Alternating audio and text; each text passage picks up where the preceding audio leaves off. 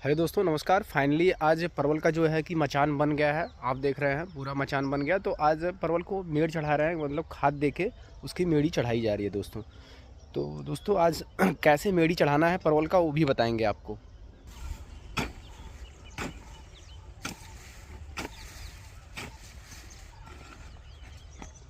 माटी चढ़ा दे।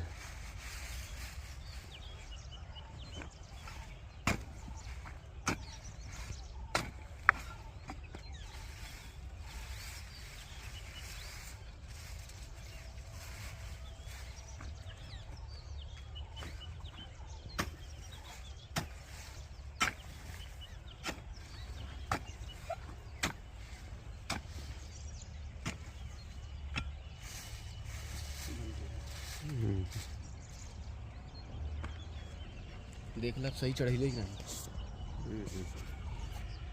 थोड़ा